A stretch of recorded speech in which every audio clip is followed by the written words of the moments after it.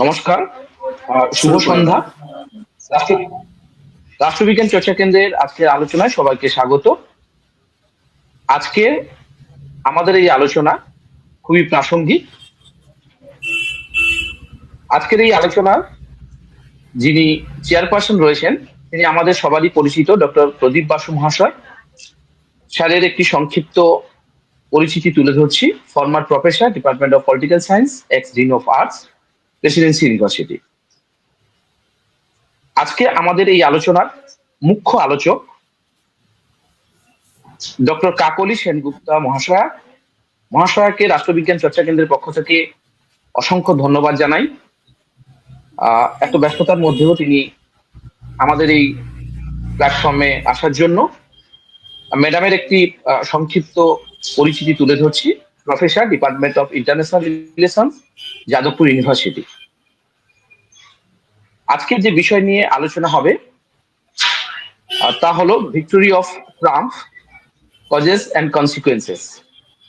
আমি আমাদের এই আলোচনার যিনি চেয়ারপারসন রয়েছেন ডক্টর প্রদীপ বাসু মহাশয়কে অনুরোধ জানাচ্ছি শুরু করার জন্য।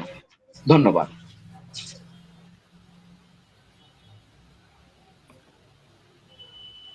First of all, I thank Professor Kakoli Sengupta for giving us some of her precious time to us, to the audience. We are very grateful to her for this. I must give thanks to the Rashtrobigyan Chorcha Kendra for inviting me to chair this valuable session. Before that, I should introduce Rashtrobigyan Chorcha Kendra, which is an academic platform involving several thousand, almost 10,000 teachers, PhD students, MA students, graduate students of political science all over West Bengal. Many of them are also from outside political science and from outside West Bengal, including a few living abroad. Rashtrobigyan Chorcha Kendra has been conducting seminars and webinars many times in Bangla, which is a rare initiative, and also many times in English. Not only that, they have arranged for academic assistance, free medical checkup, poor funds, etc. for poor students in remote corners of West Bengal, in Purulia, Bankura, and other places, especially in rural Bengal. And they have been conducting webinars and seminars for last 3 years after COVID, and around more than 300 programs have been successfully arranged by them. I especially thank Advocate Prakash Chakraborty, also Professor Shomiram Das, and others, Shantana Shao and others, for successfully continuing with this initiative. Regarding the present topic, I have little to say because I am not an expert in this area, and we are very eager to listen from an expert, Dr. Kakoli Sengupta. She is very young, and as compared to my age, and she is brilliant, She has lots of publications and seminars to her credit. I know her since quite some time. Uh, Today, we are very eager to know about the victory of Trump. Uh, we were looking forward to the American elections, and we know this is his second term, and USA plays a very crucial role in world politics, in diplomatic relations, in international relations, and also, unfortunately, in the domestic areas of some countries, but more importantly, in domestic domain of USA herself. Uh, Trump was has been known for his derogatory remarks for the reproductive freedom of women, for his initiative in favor of immigrant in the delegalization of immigrants, his clear and open, categorical favor for the American chauvinism or hyper nationalism, as some people have described it, and the Republican Party, we know it has been nurturing different lots of rather retrogressive ideas, conservative ideas about society and politics and economy as well. And Trump is an important protagonist of these views. Uh, Many people who seemed to be progressive in their social and political and economic views were quite worried, and Kamala Harris, the black American lady from Asian origin, coming from the Democratic Party, was thought to be challenging the right conservative forces under Republican Party. Women were very enthusiastic about Harris, but finally we have seen that Trump, Donald Trump, against whom there has been a series of sexual harassments, economic business corruptions, forgery of documents, etc., has been elected. The swing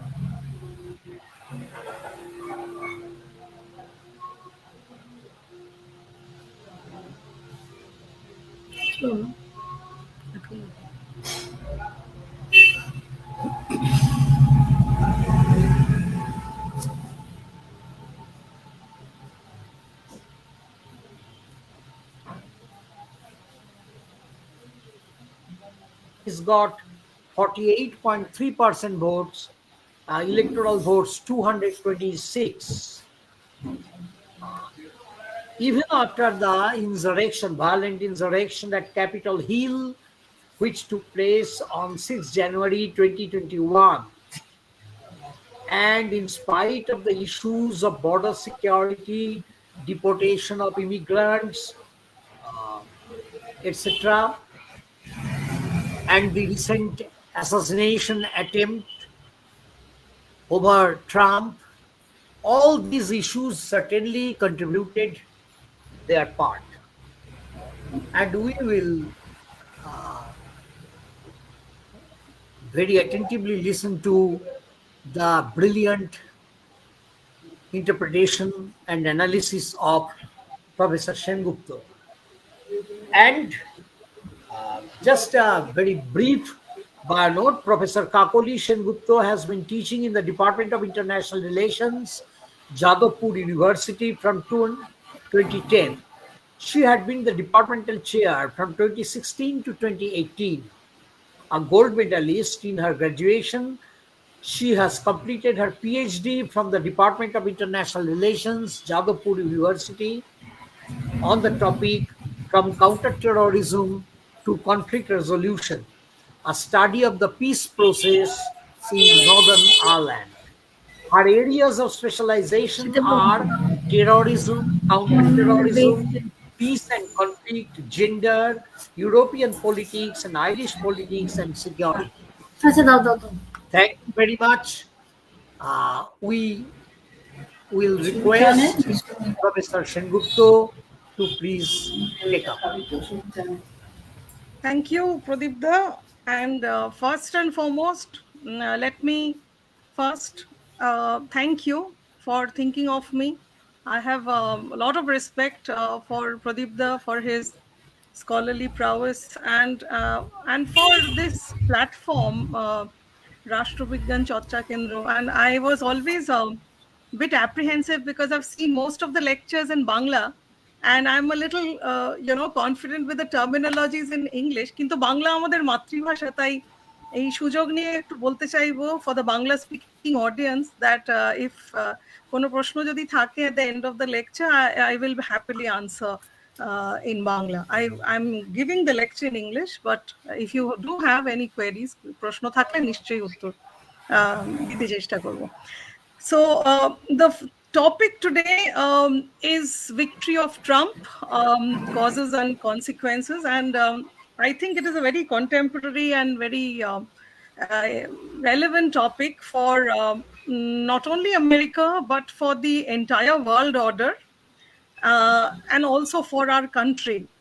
So that is why it is important that we analyze the causes and consequences. But before that, I would like to just start off by saying that why is this topic so very important, that the election results. Now, Trump 2.0, well, did everybody expect him to be the president?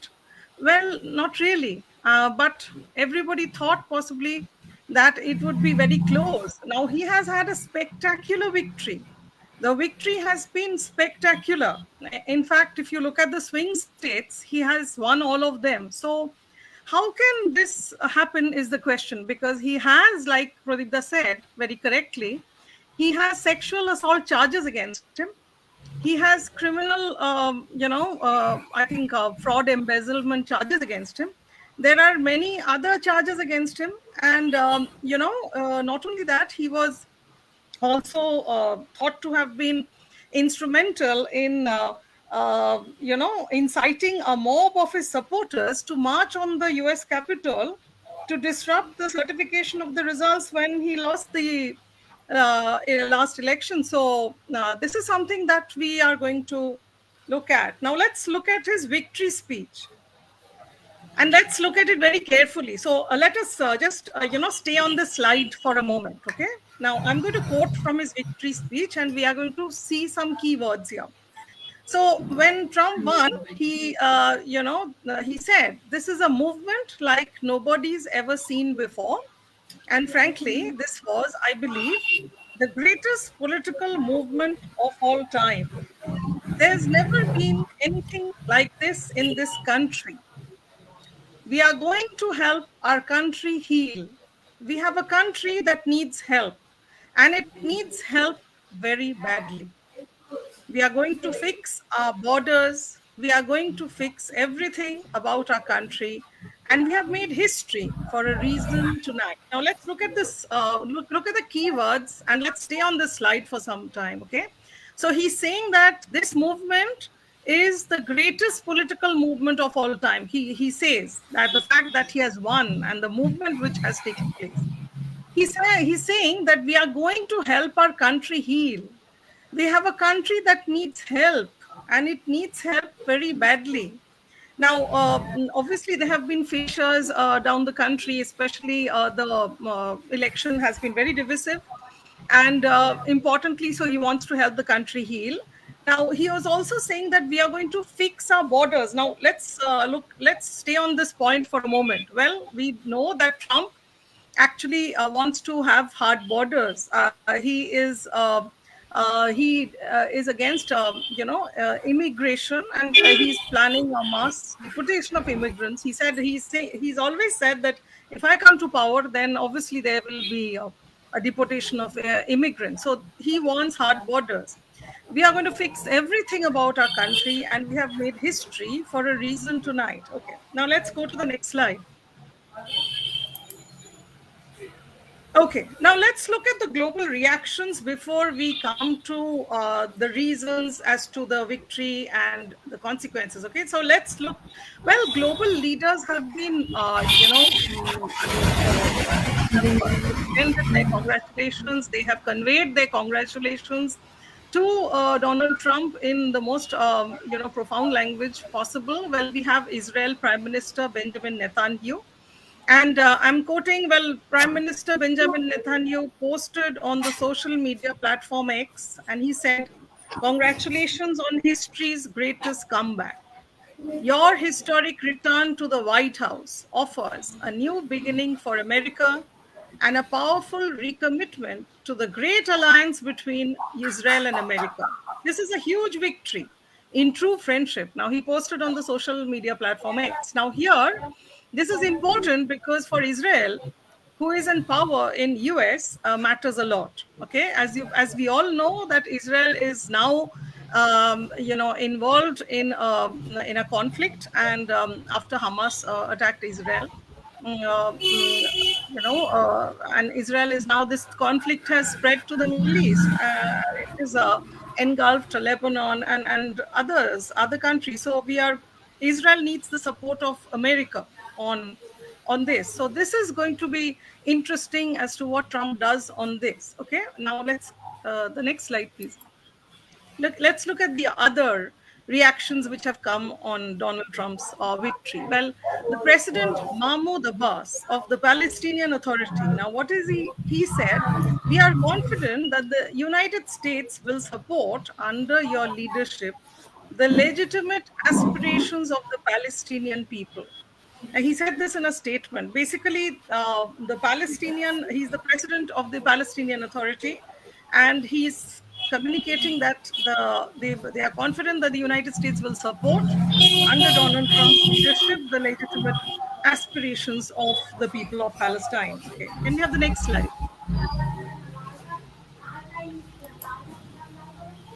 Okay, Hamas. Now, what is the Hamas position on Trump's victory? Our position on the new US administration depends on its positions and practical behavior towards our Palestinian people, their legitimate rights, and their just cause. So, Hamas has clearly stated their position, and they have said that their position actually depends on the US position. And please note the term practical behavior. Practical behavior towards the Palestinian people, their legitimate rights, and their just cause. Okay, the next slide.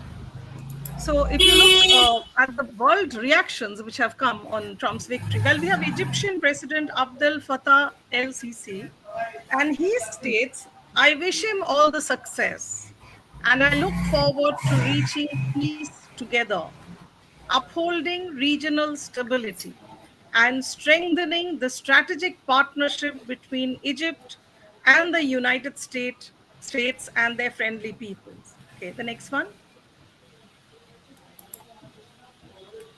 Iran. Now, Iranian government spokesperson Fatima Mohajarani, now she said in a statement that the US elections are not really our business. Our policies are steady and don't change based on individuals. We made the necessary predictions before, and there will not be change in people's livelihood. So Iran has been very clear on its stand that the US elections are not their business. and their policies are steady. The policies remain the same, more or less, and don't change based on individuals. Okay, the next one. Okay, we have China. Let's look at how China reacted. Well, the Ministry of Foreign Affairs spokeswoman Mao Ning said at a news briefing, "We will continue to view and handle China US relations in accordance with the principles of mutual respect, peaceful coexistence, and win win cooperation." Okay, that is the Chinese statement on Trump's win. Okay, the next one.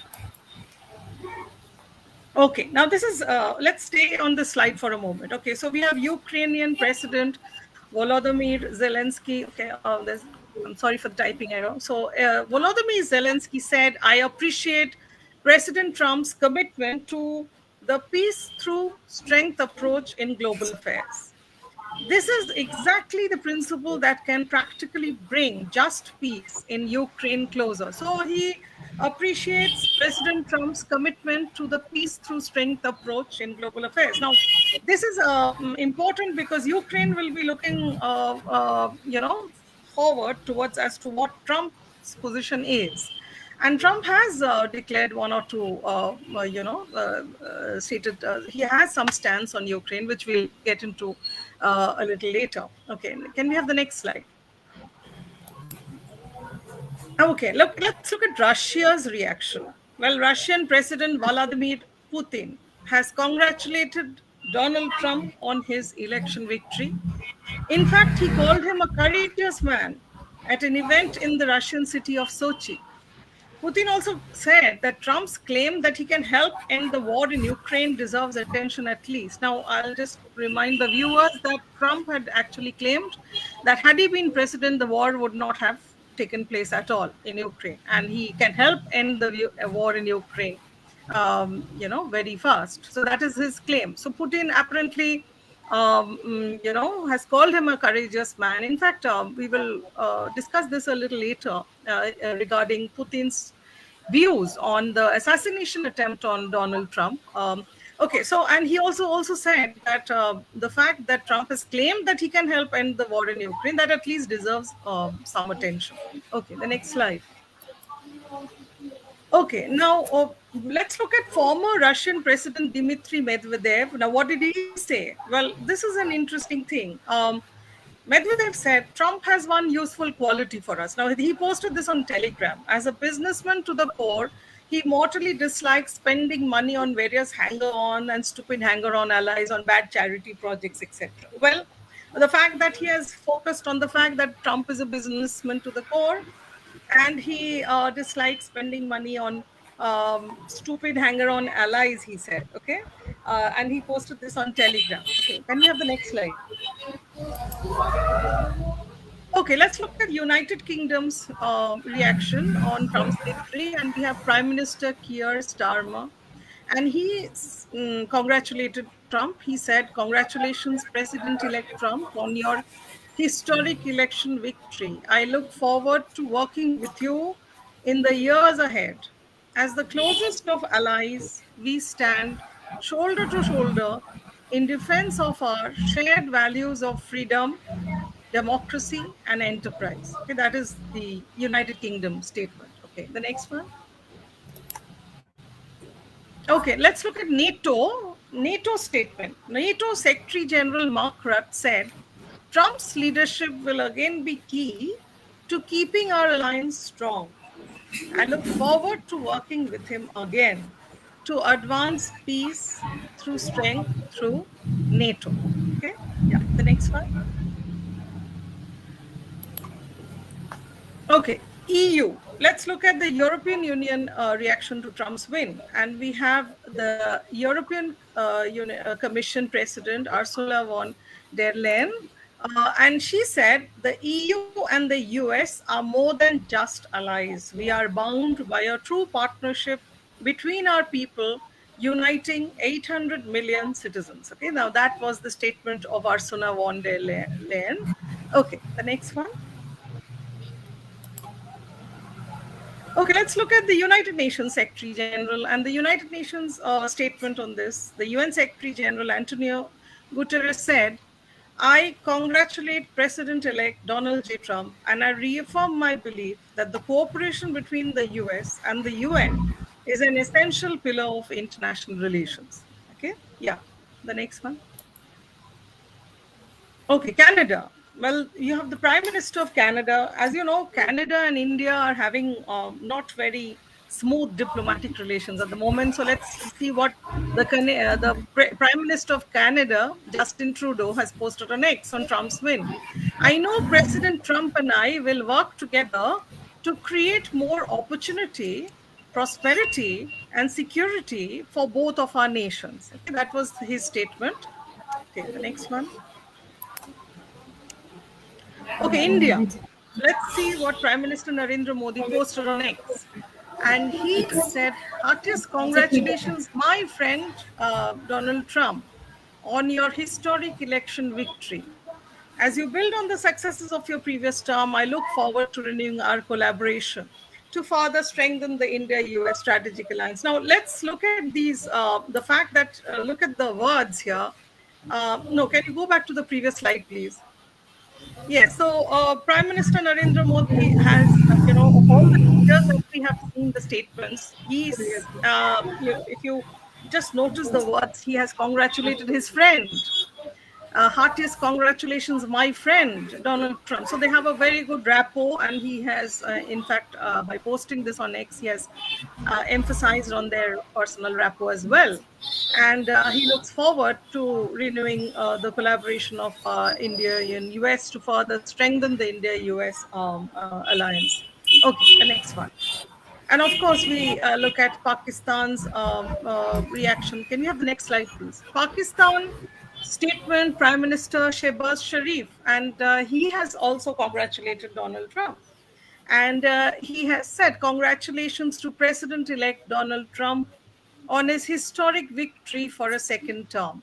I look forward to working closely with the incoming administration to further strengthen and broaden the Pakistan-US partnership. Okay, so that is the Prime Minister of Pakistan's statement and congratulating Donald Trump on his historic victory.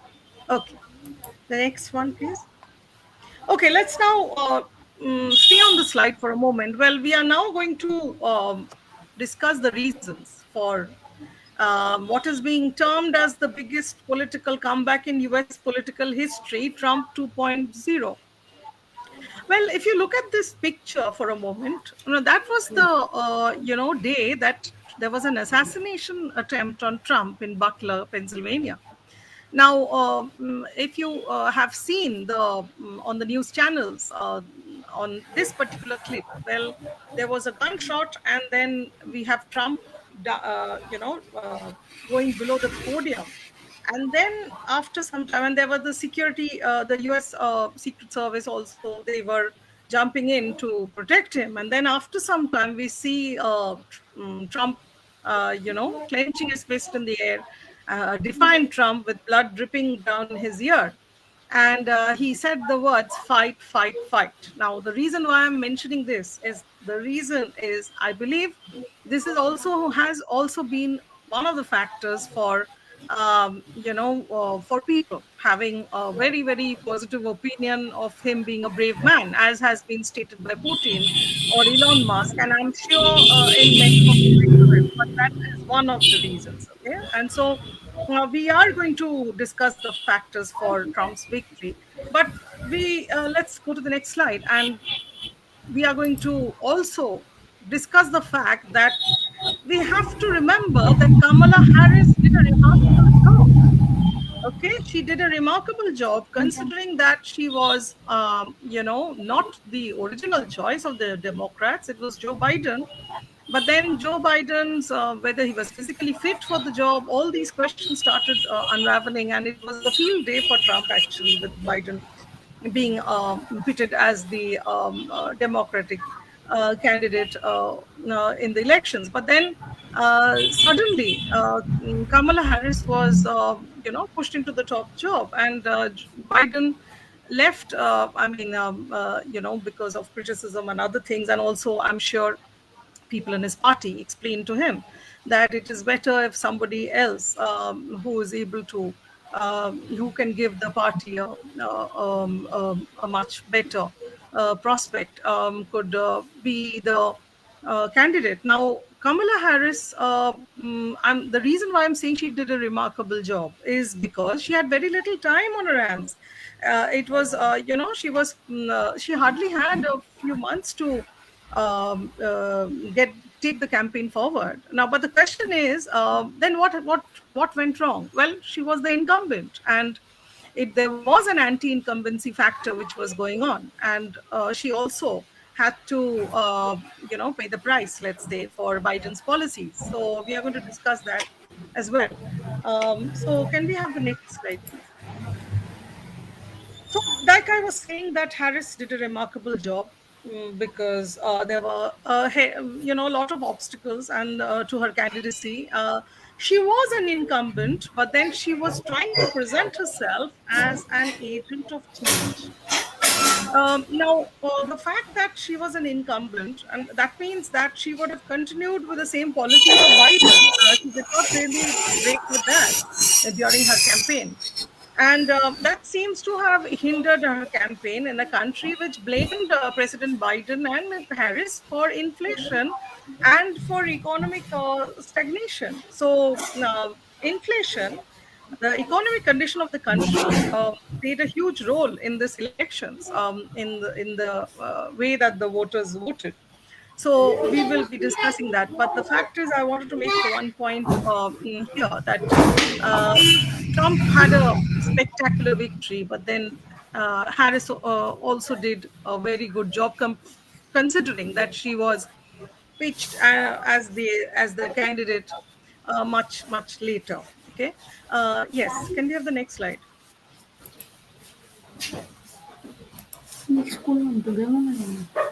Well, we also have to take into account the fact that she could not really relate with the middle class voters, because of her alignment with the wealthier liberals, and there seems to be a growing distaste for the liberal elite in the country, and the Democrats could not really catch up on that. So you have political analysts such as William Nelson Cromwell, professor of jurisprudence and political science, Austin Surratt of Amherst College, Massachusetts, and he said that there has been a disillusionment with institutions, disengagement from those institutions, dissatisfaction with those institutions, and growing intolerance of elite culture. So let's stay on the slide for a moment. Okay, look at these words, the key words.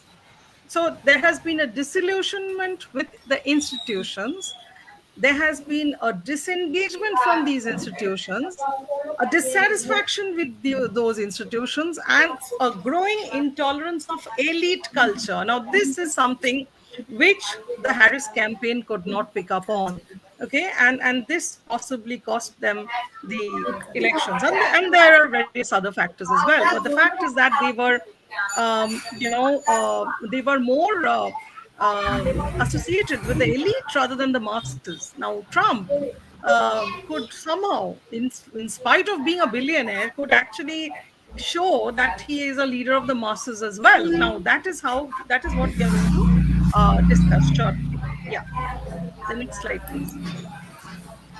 Okay, now, US presidential election is incomplete without seeing the celebrities who have endorsed both the candidates. Now, question is, but we had many more celebrity endorsement for Harris, and if you look at that, it would have been, many people would have thought that so many celebrities endorsing Harris, and she would obviously have an advantage, but actually it didn't, and we'll discuss that later. So the first one, which the celebrity that we are looking at, is Beyonce, and the global pop icon Beyonce.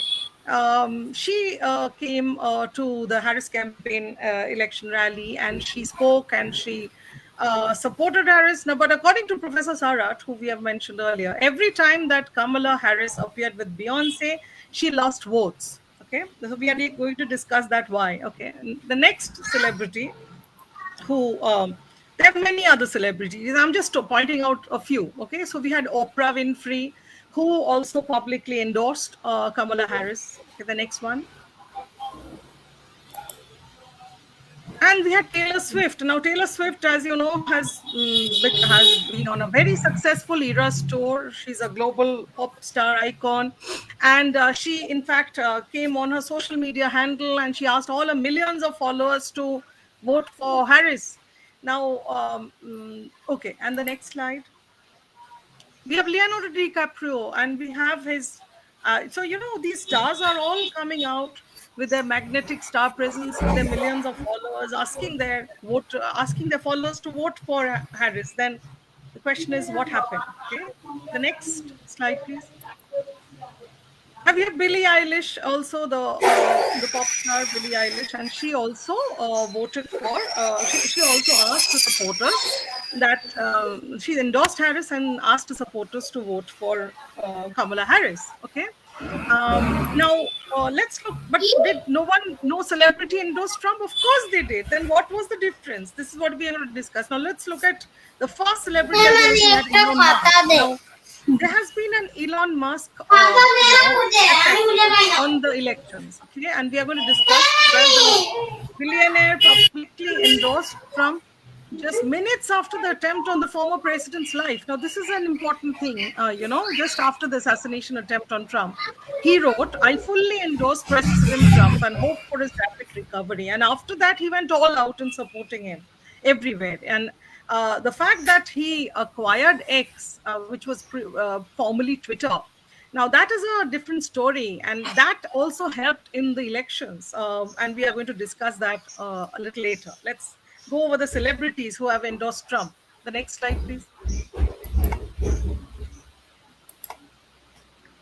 Okay, we have Robert F. Kennedy Jr. also endorsing Trump. What is interesting is that Trump has picked him now that he has, he's the president-elect. He's choosing his team. Well, this guy, Robert F. Kennedy Jr., and obviously he's a member of the Kennedy family. He is tipped to be the next health secretary under Donald Trump's administration. Okay, the next slide.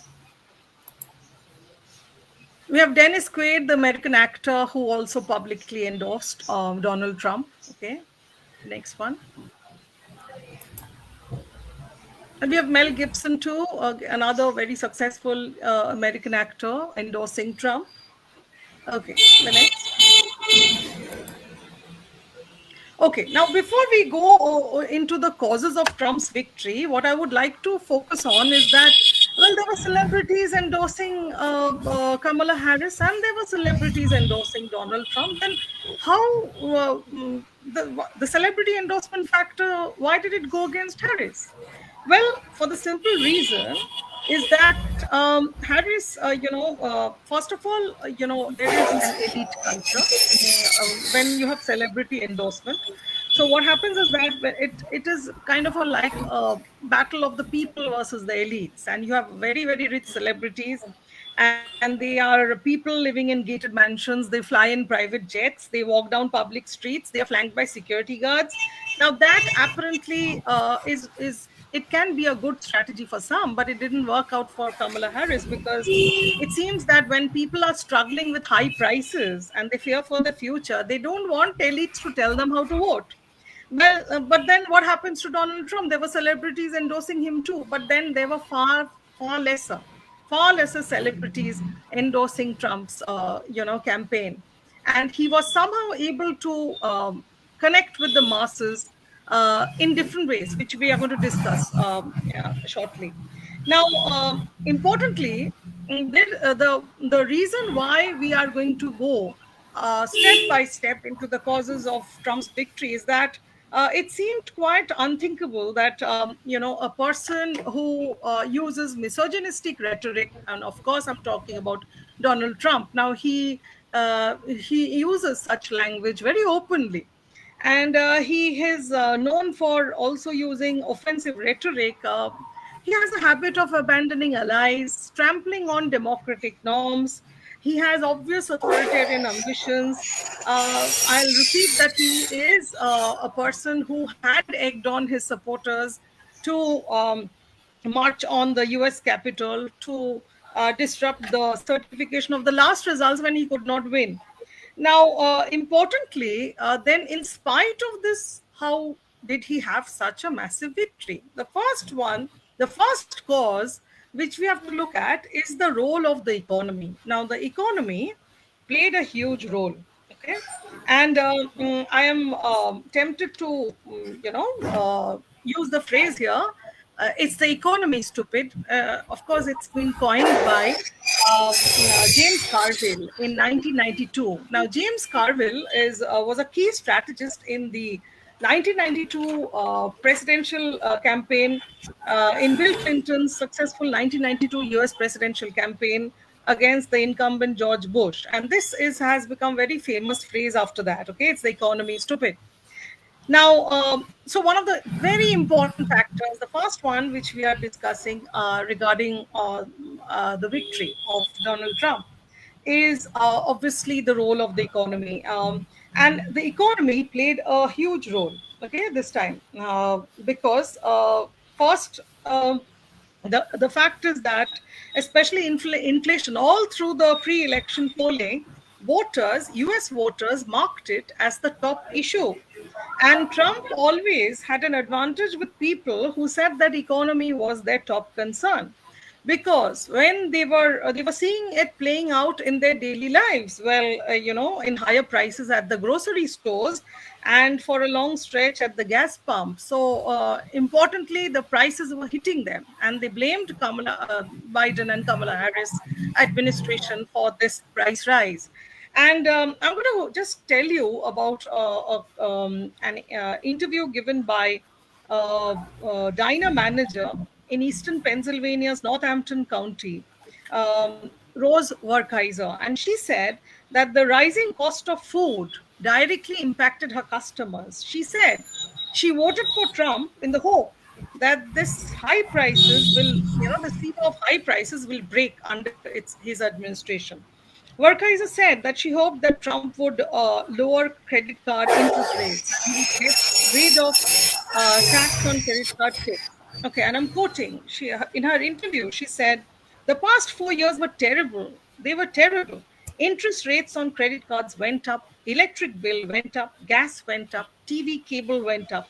I know all my bills went up." So this is just one person speaking about her experience with rising prices. And there have been plenty such people. And so the role of the economy has been a major reason for, Trump's staggering victory. Now, we look at the second reason. Now, this is the MAGA base. Now, there is a steady MAGA base in America. This is MAGA, which stands for Make America Great Again. Now, this is actually a political movement which emerged in the United States during the 2016 presidential campaign of Donald Trump. Now, actually, Trump's 2016 presidential campaign slogan was "Make America Great Again." In fact, he was wearing a cap throughout this election campaign with "Make America Great Again." So that's the MAGA movement. And it has become a rallying cry for Trump supporters during his candidacy, his presidency, and beyond. Okay, and throughout this election, we have him wearing that cap, "Make America Great Again." Now, this movement was founded on the belief that the United States was once a great country, but it has lost this status owing to, foreign influence, both within its borders, and that is through immigration and multiculturalism, and also outside borders, for example, through globalization or the increased integration of multiple national economies. So, the members of this movement believe that in order to make America great again, what is required is America First policies. You require America First policies, which would provide a greater degree of economic protectionism. It would greatly reduce immigration, particularly from developing countries, and it would encourage what the members of this movement traditionally consider to be traditional American values. Okay. So that's the second cause of his victory. Okay, the third one, it seems that Democrats were out of touch with the core issues. And this is the third reason why Trump won. And importantly, for example, Vice President Kamala Harris tried to make abortion rights a priority, and she tried to garner women's support around it. Now, abortion was a very strong factor for the Democrats. Okay, now, but Trump, for example, said that abortion rights should be decided by each state, and he also voted said that there should not be a national abortion ban. But the fact is, this was the rallying point for Harris's campaign, that abortion rights. And she basically thought that there would be, many, many more women voting on this, but it doesn't seem to have translated into reality. So it seems that the Democrats and also LGBTQ rights and other rights, they were, focusing more on these issues. Whereas, with rising prices and price hike and inflation, and there were other core issues which they probably could not really, garner confidence among the electorate. Now, let's look at the next factor, which is the gender and the race factor. Now, here I would like to say that had Kamala Harris won, well, she would have shattered glass ceilings and become the first woman president of the United States. And where race is concerned, well, she would have been the second black person or the first South Asian person to be elected to the highest office in the land. But the question is America ready for a woman president? Well, now Kamala Harris herself made little mention of the historic nature of her presidential bid during her 3 month sprint to election day after President Joe Biden dropped out. Instead, she pitched herself as a candidate for all Americans. She ran a centrist campaign and promised a continuation of Biden's policies. Okay. Now, let's look at the opinion of Nadia Brown. Now, she's the director of the Women's and Gender Studies program at Georgetown University. And she feels that there is no question that Harris was the better qualified candidate in the race.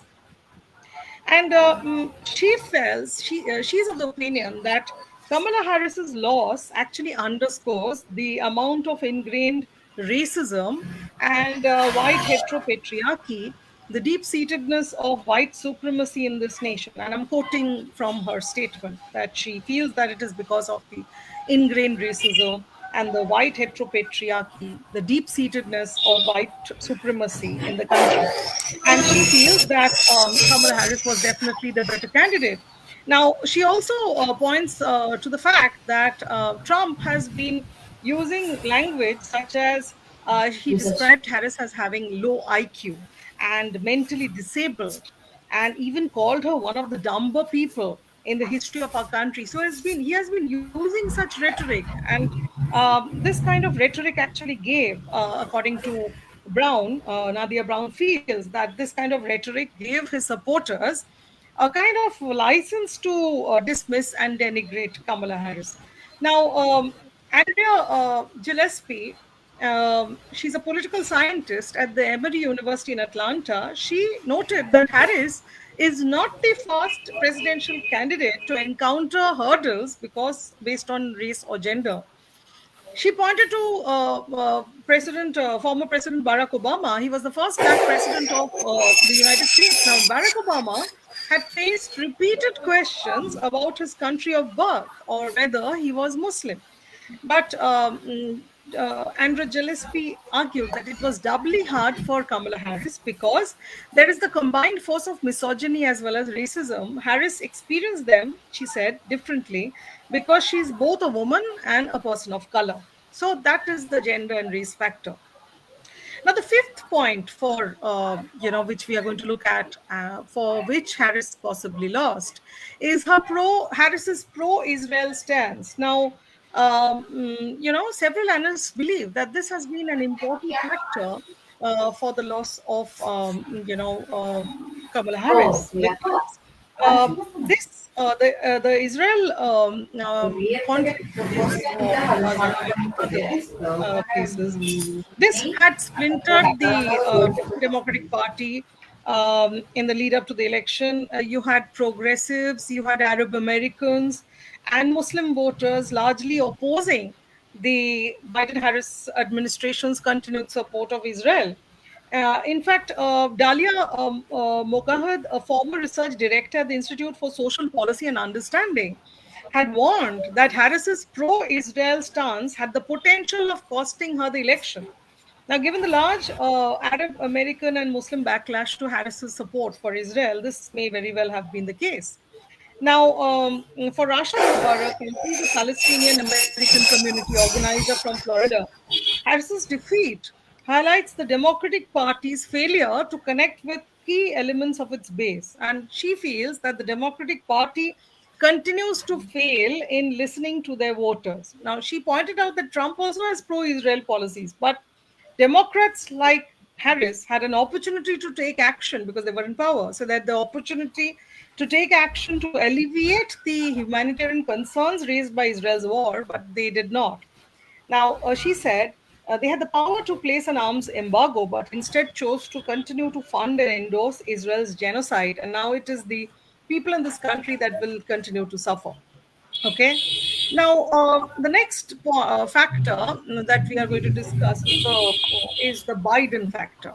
Well, the important thing is that when the Harris campaign was always running uphill. Now, she has served as vice president to Biden. And when Biden, he was the president, well, in the middle of his first year in office, his approval ratings plummeted and never recovered. So the public judgment of his performance on two core issues, inflation and immigration, was very negative. Okay, and Harris inherited this disapproval when Joe Biden, stepped away from the race, and it was her turn to take over. Now, the fact that Biden waited so long to leave the race also worked against Harris. I mean, he could have taken the decision earlier, but he wanted to probably be the candidate. But that possibly cost her it worked against Harris. And this decision of Biden possibly deprived Harris of the opportunity to sharpen her arguments in a primary fight. She took some time to get ready for it because it was suddenly, foisted on her. And she did the best she could in the circumstances by unifying the party. She built on Biden's campaign apparatus rather than starting from scratch. But then she never really overcome the difficulties which stemmed from Biden's timetable. Now, if you look at the next factor, which is Trump's reverse swing, well, you know what? Here we are talking about the swing states. Now, what is a swing state? The book definition is that a state which is considered to play a key role in the outcome of presidential elections. That's a swing state. And, in a swing state, the candidates of both the Democratic and Republican parties have similar levels of support. Now, which were the 2024 swing states? Well, you had Arizona, Georgia, Michigan, Nevada, North Carolina, Pennsylvania, Wisconsin, and Trump won all of them. He won all the swing states with some common sense messaging on immigration, on war, on economy, on taxes, on being tough on crime. And his message reached a wide audience. It reached even, you also had minority voters like Arab Americans, Indian Americans. You had Hispanics. You had, traditional Democratic voters backing Trump. And these are the traditional Democratic voter base, and they all basically back Trump. So that is one more factor that about his reverse swing. Now, importantly, what really worked in Trump's favor is that you had many Latinos and African Americans and Hispanics and mainly the male population, and their voting, they voted mainly for Trump and young adults, because mainly Trump spent a lot of time in podcasts. It is said. In fact, Elon Musk has also said that in an interview recently that Trump gave a lot of time. In fact, 3-hour podcasts he gave that time to discuss his views on policies, etc. And this, the young adult male population. Now, this is an otherwise hard to reach group to encourage them to vote, etc. And so he was able to reach them through the podcast, and many of them, it seems, voted for Trump. Now we have another factor now, which is the fact that Trump being the reality star, in the sense that he is a showman and he knows how to use the media to his advantage. So when Kamala Harris said that she had worked at McDonald's, he questioned that, and he actually went to a McDonald's store. He actually cooked fries there, and that was shown to the media all over the world. And the fact that he was able to connect with the masses is through images like this. And then when Joe Biden called his voters, those who would vote for Trump, as garbage. So what we see is that then we have Donald Trump in a garbage man vest, and he's driving a garbage van. And so he was able to, through he was able to connect to the masses through television, and through we see that he was really the showman. And then the next factor is the Elon Musk factor. And the Elon Musk factor is a very big factor. He acquired X, the social platform X. Now, that has been called X from 2023, previously known as Twitter. Now, well, the reason for acquiring X is very interesting. And if you see Elon Musk's interviews, you will see that he was, first of all, very concerned that Donald Trump his account was suspended, mainly because of the charges against him. I'm talking about Twitter.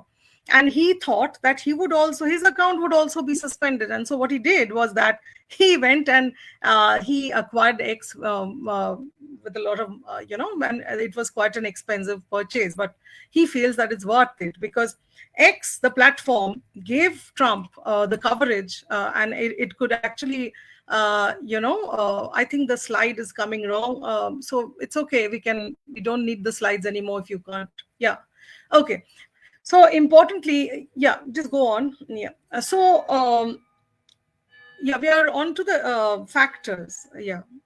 So we are the fact we are discussing the Elon Musk factor. The fact that Musk promised that Trump would make America great again, and just go to the next slide, please. And I wanted to Can you go to the next slide, please? Okay, this is the picture which I wanted to show, that where Trump is cooking, he's serving fries at McDonald's. Okay, and he was able to connect to the masses through images like this, which have been shown all over the world media. Okay, the next slide, please.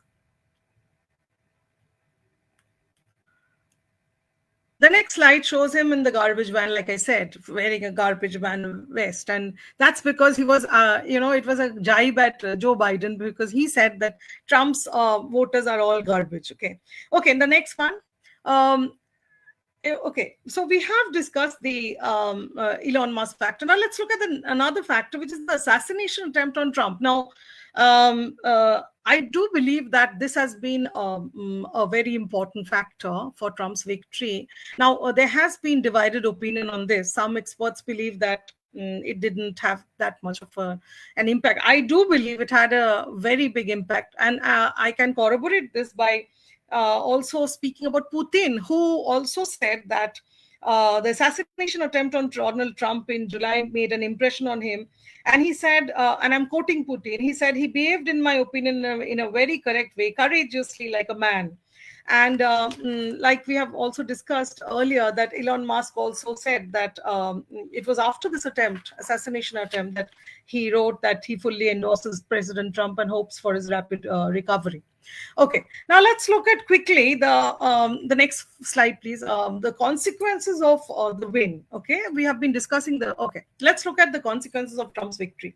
The first thing that we will look at is the impact on climate policy. Now, I'm going to speak about the German Watch, which is an environment and development organization, and it's deeply concerned. Such environment organizations organizations are deeply concerned with Trump's victory because they feel that with Trump, the fossil fuel lobby is threatening to take over the reins of government in the US. And they are deeply concerned to see the extent to which money from the fossil fuel lobby and the tech scene has supported this election campaign. And also, there is a very, an apprehension that Trump might actually take the United States out of the Paris Agreement. He might also try to leave the overarching UN Framework Convention on Climate Change. Okay. Now look at the second consequence. Well, we are going to discuss the Trump's win Ukraine conflict. Now, some analysts believe that Trump is possibly prepared to abandon Ukraine. That but others are of the opinion that such a situation would be particularly catastrophic for Europe because Europe is unprepared to carry the Ukraine war on its own. But there is the jury is out on this one, but then Trump doesn't really want, and he has said that in several fora, that America to be invested in wars elsewhere. Okay, let's not forget he's a businessman. Okay, so the next one that we are speaking about, the consequence, is the impact on Israel. Well, we know that Israel is now embroiled in a conflict, and it has really impacted security in the Middle East. Now, among those celebrating Trump's victory are Netanyahu and his allies, and they believe that they possibly will get free rein to continue and America will support the Israel in the conflict. But notwithstanding this, Trump has shown no inclination toward war. And it is very likely that he will press Israel to end the fighting in Gaza and Lebanon. And so that is what we would like to see happening. But that is also something that Israel will also be looking forward to seeing as to what is Trump's stand on this. But my personal opinion is that Trump is going to possibly press Israel to end the fighting in Gaza and Lebanon. Okay, the next consequence of Trump's win is that impact on relations with Europe. Well, it is said that Trump would possibly impose tariff on import from the European Union, as he did during his first presidency, in a bid to protect, American industry. So that is going to impact relations with Europe also. With regard to the Russia-Ukraine conflict, and since Europe is very much involved, that is also something that we are going to see as to what position Trump takes on the Russia-Ukraine conflict too. Now, with regard to impact on relations with India, now this is interesting because External Affairs Minister S. Jaishankar said recently on November 16th at the Hindustan Times Leadership Summit that till a few years ago, India was content to import from outside, and it is only in recent times with the Make in India gaining traction in the country that that manufacturing has increased, and India will have more technologies if manufacturing increases. The business and employment climate in India would increase. If startups are encouraged, then India will be looked upon as a worthwhile partner by the United States. And he's of the opinion that the United States will become much more self-aware under the Donald Trump administration regarding its economic and manufacturing interests, because the nature of technology is linked to national security. So this more or less, sums up the lecture for today. And thank you so much, Pradip and Rashtra Vigyan Charcha Kendra for inviting me. And if there are any questions, I'm obviously open to answering them. Thank you. Thank you very much, Kakoli, for your brilliant analysis, very insightful comments. Now, I will request Somiram to please find out if there are any questions from the audience. আচ্ছা শান্তনা, ওই তোমার loud Yes, sir. স্পিকারটা, তোমার মাইক্রোফোনটা on আছে বলে ওই অনেক রকমের কমেন্ট চলে আসছে। প্লিজ, ওইটা ভীষণ নয়েজ হচ্ছে। তুমি একটু তোমার, হ্যাঁ ঠিক আছে। তো সমীরণ বা Shantana, please find out if there are any questions from the audience.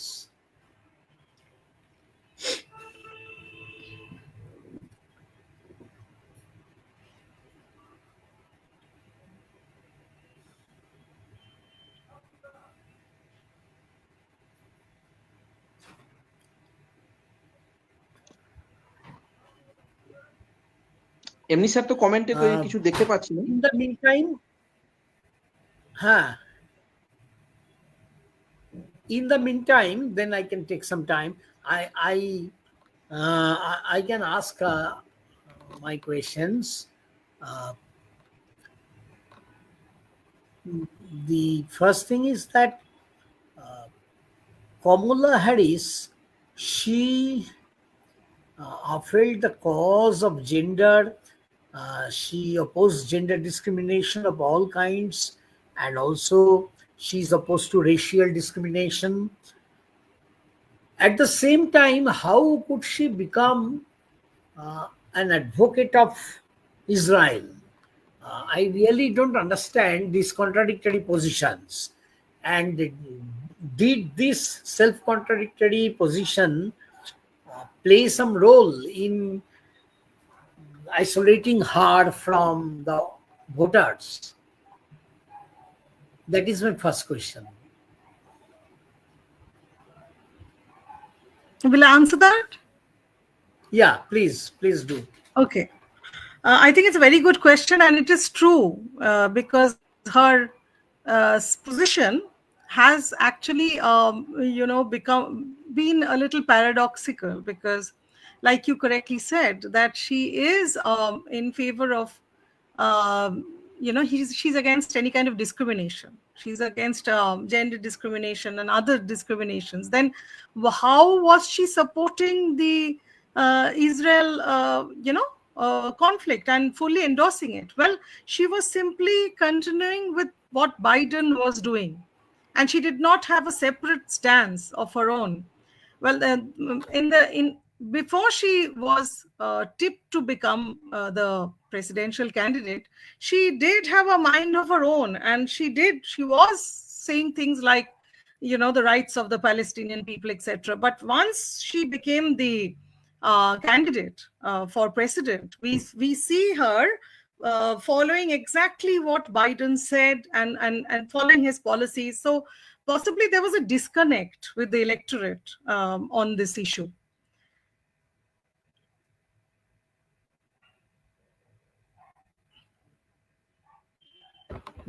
Thank you. And secondly, when Trump is well known for his position about deportation of the migrants, about the border security, and his highly chauvinistic position, racist position, in spite of this, how could the Latino people, as you have mentioned, and also a large section of migrant people, or even if they are not migrant, but they are having Asian origins or African origins or Latino people, they must be very much dissatisfied with Trump's position, this almost fanatic hyper nationalism and white racism, the male Caucasian arrogance. They must not be ready to accept, to welcome Trump. That goes by common sense. But as the result of the election comes out, we find that just reverse happened. It is also a paradox, and I cannot explain it in my own mind. If you kindly throw some light on this, that people of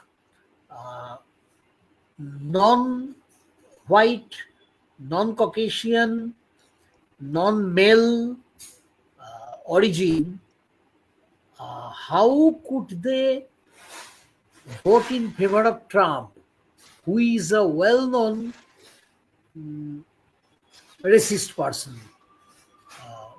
And also, it has been reported that a considerable number of women also voted in favor of Trump, although he is a well-known misogynist. Is it something that, what I was thinking to my mind, when we also think about the Hindutva right in India and also in many other countries of the world, the rise of rightist forces, how can we explain it? But is it something like that, that people have thought that, well, we have supported, we have hitherto supported this secular position, leftist position, progressive values, and anti-racist values. We wanted gender equality, etc., etc. But what we finally got, what we finally achieved, I remember Gandhari's Abedan, Rabindranath, here there was a line, যে কি দিবে তোমারে ধর্ম, the reply was দুঃখ নব নব.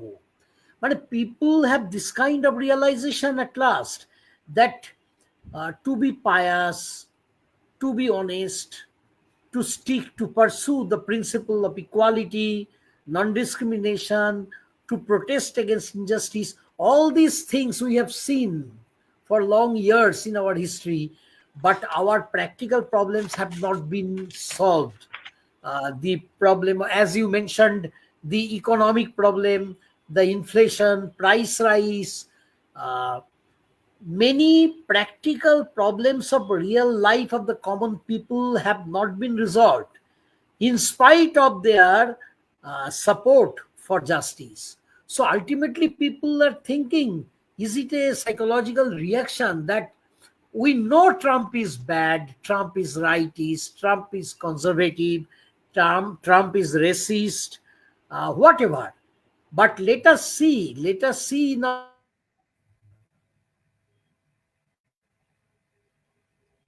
Will I answer that?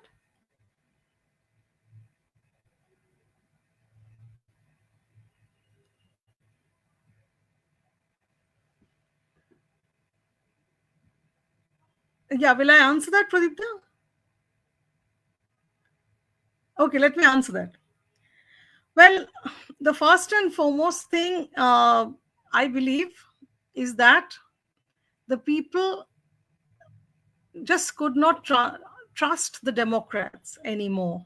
And they just wanted an alternative. And Trump happened to be the alternative.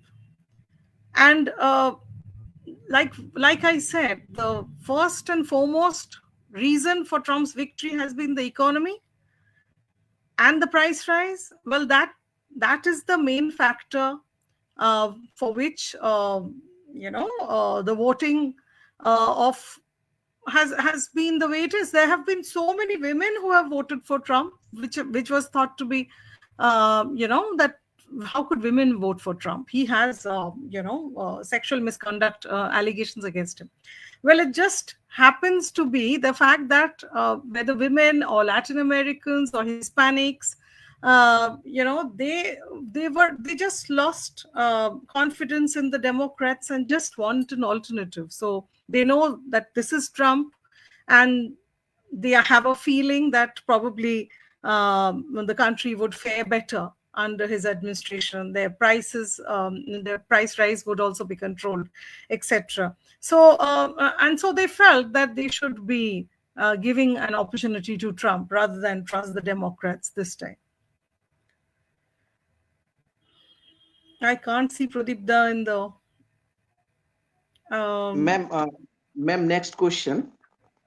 Yes, yes. Sharmila রয় উনি করেছেন, উনি প্রশ্ন করছেন যে এলন মাস্ক কি ট্রাম্পকে ব্যবহার করে ভারতের বাণিজ্যের বিস্তার ঘটাতে পারবে? আমি আরেকবার বলবেন, একটু ইনঅডিবল আসছে, আমি শুনতে পাইনি। আচ্ছা, শর্মিলা রয় উনি বলছেন যে হ্যাঁ বলুন, এলন মাস্ক কি ট্রাম্পকে ব্যবহার করে ভারতের বাণিজ্যের বিস্তার ঘটাতে পারেন? হ্যাঁ, ইলন মাস্ক বেসিক্যালি, হ্যাঁ হ্যাঁ হ্যাঁ ম্যাডাম বলুন বলুন। হ্যাঁ, না আপনি বলুন কিছু। Did you want to add to that? না না ঠিক আছে ম্যাডাম, বলুন বলুন। হ্যাঁ, ইলন মাস্ক খুব ইন্টারেস্টিং। ডেফিনেটলি উনি একটা খুব বড় রোল প্লে করতে যাচ্ছেন ট্রাম্পের অ্যাডমিনিস্ট্রেশনে, কারণ ওনাকে একটা ডিপার্টমেন্ট অফ গভর্নমেন্ট এফিসিয়েন্সি এই পজিশনে আমরা দেখতে চলেছি। He will be an adviser, উনি অ্যাডভাইজার হবেন টু দ্য ট্রাম্প অ্যাডমিনিস্ট্রেশন, আর সেটা হচ্ছে department of government efficiency. Basically এটা কি করবে, মানে ওনাকে দেখা যাবে যে এই পার্টিকুলার ডিপার্টমেন্টটা it will dismantle government bureaucracy slash excess regulation and wasteful expenditures and restructure federal agencies. তো উনি গভর্নমেন্ট সরকারকে আরো এফিসিয়েন্ট করবেন। অবভিয়াসলি ওনার অন্য অন্য সেক্টরেও ক্ষমতা বাড়বে এবং ভারতবর্ষের সঙ্গে বাণিজ্য ডেফিনেটলি আমরা দেখতে পারি, কিন্তু ইলন মাস্কের তাতে রোল কতটা থাকবে সেইটা এখনই ঠিক বলা যাচ্ছে না। Next question madam. হ্যাঁ, নেক্সট কোয়েশ্চেন, সরোজ বক্সি বলছেন যে প্রাক্তন মার্কিন রাষ্ট্রপতি জো বাইডেন বনাম বন্ধুরা ট্রাম্প ভারতের জন্য কতটা কল্যাণকর? আবার বলছি ম্যাডাম, বলছেন যে প্রাক্তন মার্কিন রাষ্ট্রপতি জো বাইডেন বনাম বন্ধু ট্রাম্প ভারতের জন্য কতটা কল্যাণকর? এটা ভারতের জন্য বেনিফিশিয়ালি হবে। স্বরাজের প্রশ্নটা ভালো, যেটা কারণ আমরা অলরেডি আগে দেখেছি যে ট্রাম্প এবং নরেন্দ্র মোদীর পার্সোনাল র্যাপোটাও যথেষ্ট ভালো, এবং ওদের ট্রাম্পের অ্যাডমিনিস্ট্রেশনে আমার মনে হয় স্ট্র্যাটেজিক অ্যালায়েন্স, মানে ভারতবর্ষ এত বড় মার্কেট, তাকে তো এমনি বাণিজ্যের জন্যও দরকার এবং স্ট্র্যাটেজিক্যালিও দরকার। তো এখন যা গ্লোবাল পরিস্থিতি যা আমরা দেখতে পাচ্ছি, তাতে it will be beneficial for both America and India to for মানে Trump to be in power আর নরেন্দ্র মোদী, যেটা অলরেডি উনি তো ওনার বন্ধু ট্রাম্পকে কংগ্রাচুলেটই করেছেন, তার কারণ অনেক কিছু জিনিসই আমরা ওদের কোঅপারেশন দেখতে পাবো।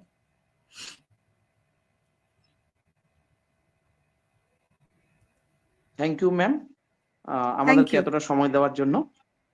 আর যদি কোনো প্রশ্ন থাকে ম্যাম আমি পার্সোনালি আপনাকে জানিয়ে দেব। ঠিক আছে, ঠিক আছে, এতক্ষণ পর্যন্ত যারা আমাদের সঙ্গে ছিলেন তাদেরকেও ধন্যবাদ, যে সমস্ত স্কলার, যে সমস্ত বন্ধুরা আমাদের ছিলেন তাদেরকেও ধন্যবাদ জানাই আমাদের সঙ্গে এতক্ষণ থাকার জন্য। সবাইকে শুভরাত্রি। থ্যাংক ইউ, নমস্কার।